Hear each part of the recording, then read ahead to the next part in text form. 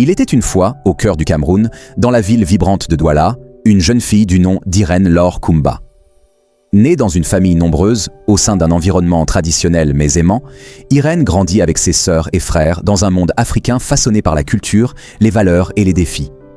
Dès son plus jeune âge, elle se sentait différente. Pas seulement parce qu'elle rêvait de grandeur, de mondes lointains, de châteaux et de gloire, mais parce qu'elle ne se voyait pas dans le miroir de la société camerounaise de l'époque. Enfant, Irène se faisait déjà remarquer par son port altier, son regard perçant et une détermination peu commune. Elle admirait les princesses européennes, les stars de cinéma et les mannequins aux cheveux lisses et à la peau claire. Elle en rêvait. Au fil des années, son obsession pour l'élégance occidentale devint plus prononcée.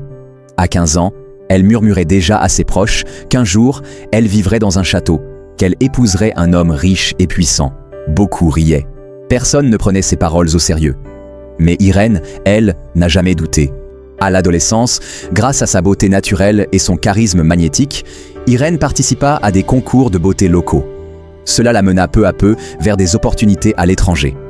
Un voyage au Royaume-Uni bouleversa tout. Là, elle fit la rencontre d'un homme beaucoup plus âgé qu'elle, mais dont le nom suffisait à ouvrir toutes les portes. Sam Malin, un magnate anglo-canadien du pétrole et des ressources naturelles. Leur rencontre, selon Irène, fut un coup de foudre. Malgré leurs différences, d'âge, de culture, de classe, ils tombèrent éperdument amoureux.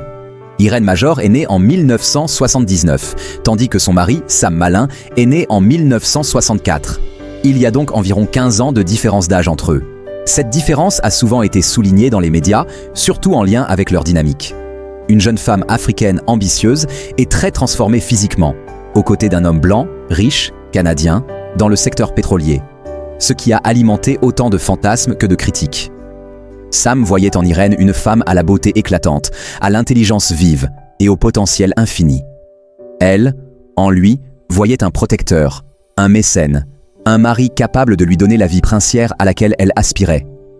Ils se marièrent en grande pompe et s'installèrent dans un véritable château en Angleterre. Irène devint rapidement une figure mondaine, posant aux côtés des célébrités, des aristocrates et même de membres de la royauté. Mais c'est au début des années 2010 que la planète découvrit une nouvelle facette d'Irène Major. Lors d'une apparition publique, les médias furent stupéfaits. Sa peau, autrefois ébène, était désormais d'un beige très clair, presque rosé. Le contraste avec les photos de ses débuts au Cameroun était saisissant. Les tabloïds s'en emparèrent immédiatement. Irène Major, la femme qui s'est métamorphosée, titraient à certains. D'autres allaient plus loin. Une trahison de ses origines ? Reine déchue ou icône rebelle? Irène et sa sœur Elsie Major ont formé un duo musical dans les années 2000. Issues du Cameroun, elles ont tenté de percer sur la scène internationale en mêlant des sonorités africaines, de la pop, du R&B et parfois même des éléments de dancehall. Le groupe n'a pas connu un succès commercial majeur, mais elles ont attiré l'attention grâce à leur esthétique audacieuse, glamour et très occidentalisée. Elles chantaient en anglais, parfois en français. Leurs clips étaient très stylisés, toujours axés sur la beauté, la séduction et la provocation. Elles se produisaient dans les clubs huppés de Londres, Paris ou encore Dubaï. Quand Irène épousa le magnate pétrolier Sam Malin, sa carrière musicale s'éclipsa naturellement. Elle abandonna le micro pour devenir lady, mécène, mondaine. Interrogée, Irène répondit avec assurance « J'ai fait ce choix pour moi. Je me sens mieux ainsi, plus belle, plus puissante. Dans notre monde, la peau claire est perçue différemment. Je voulais me rapprocher de ce que je considère comme l'idéal esthétique. » Ces propos provoquèrent une onde de choc dans toute l'Afrique et au-delà. Elle a connu du succès dans le milieu de la mode.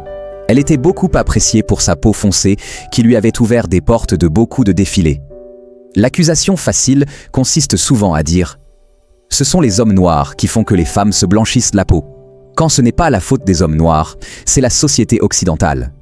Or, ici, il apparaît que c'est loin d'être le cas. Sans nier le fait que certains hommes pratiquent la valorisation de la peau claire sur la peau foncée, il y a des réalités qu'on ne peut pas nier. Beaucoup de femmes considèrent que cela est beau. Irène Major a été Miss au Cameroun avec sa peau naturelle et a connu une carrière de mannequin accomplie bien avant de s'éclaircir la peau. Qui doit-on accuser dans ce cas alors ? Elle fut accusée de renier ses racines, de promouvoir un standard de beauté eurocentré et de nuire à l'estime des femmes noires. Mais Irène n'était pas du genre à reculer. Elle assuma affirma sa liberté individuelle, revendiqua son droit à façonner son corps selon ses désirs. Elle expliqua avoir recours à des traitements onéreux, des crèmes spécifiques, des peelings chimiques et même des injections pour obtenir l'effet désiré. Elle évoqua également l'hostilité qu'elle avait parfois ressentie en tant que femme noire en Europe et comment sa peau claire lui avait ouvert des portes. La présentatrice de télévision a soutenu que les femmes noires devraient être fières de leur héritage et ne pas se sentir obligées de se conformer aux normes de beauté. Irène a soudainement enlevé sa perruque pour prouver que l'éclaircissement de la peau n'était pas différent du port de faux cheveux. Elle a révélé qu'elle dépensait jusqu'à 2000 livres par mois en produits pour changer la couleur de son teint. Alors que la discussion commençait à s'échauffer, l'animatrice a déclaré que la pratique consistant à éclaircir la teinte de la peau des femmes noires sur les couvertures de magazines pour les rendre plus commercialement acceptables est un problème qui doit être résolu. La perruque d'Irène était posée sur la table après avoir été retirée, tandis qu'elle expliquait qu'elle estimait qu'elle ne devrait pas être jugée sur sa décision d'éclaircir sa peau, car même la journaliste qui lui disait cela avait une perruque sur la tête. Pendant ce temps, loin des projecteurs, Irène construisait une famille nombreuse, très nombreuse. Avec Sam, elle donna naissance à pas moins de 9 enfants, tous élevés dans l'opulence, entre l'Afrique, l'Angleterre et la France.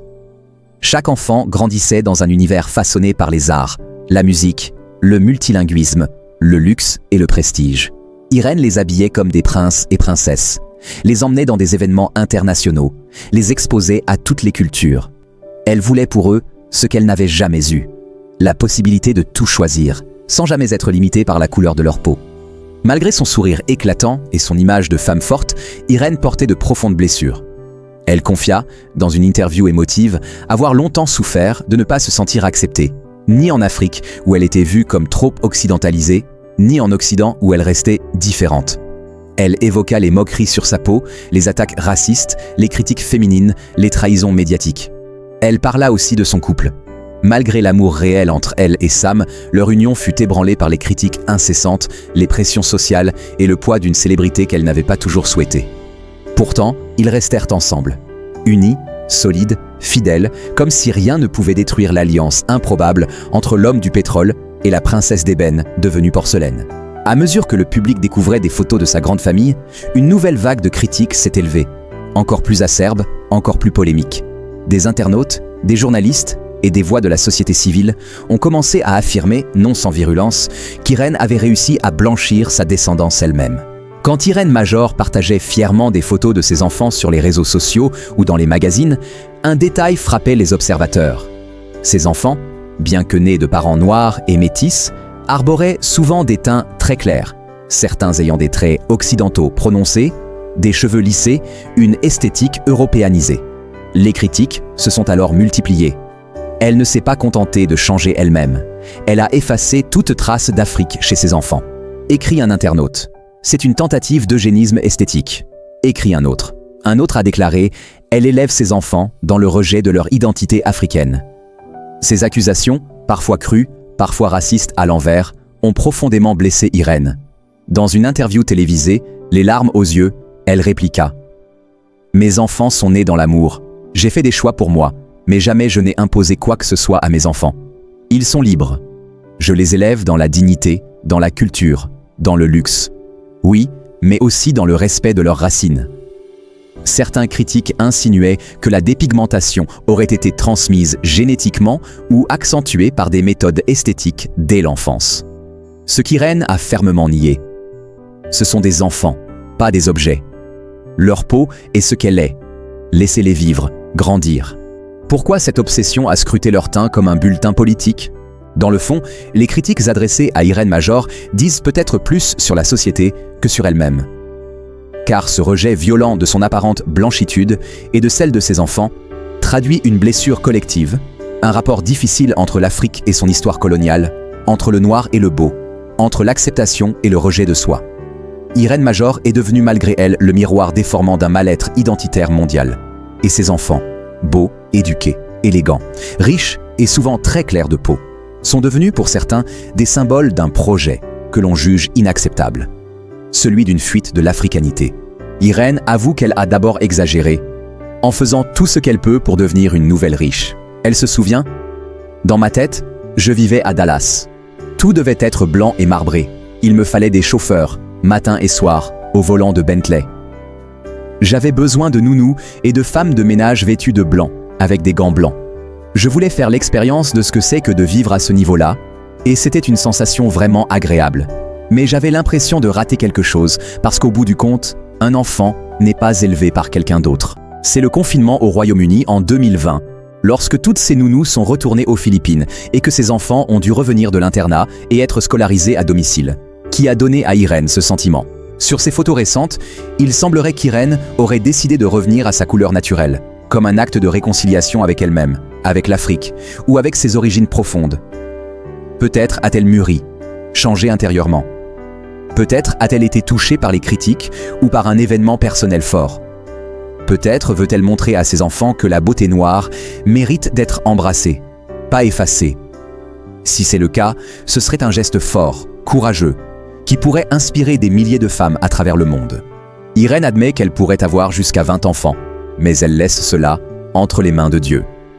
Un sentiment que j'ai à chaque fois que je traverse une grossesse, c'est que ces enfants ne font que passer dans mon corps et qu'ils deviennent cet individu qui leur appartient, explique-t-elle. Chaque personne est différente, donc j'ai toujours l'impression qu'ils me choisissent peut-être simplement si je peux les porter, d'accord. Et tout ça, c'est une bénédiction. Ce n'est pas une question de religion, c'est une question de liberté de choix, et c'est quelque chose que je fais avec aisance, et c'est une bonne équipe.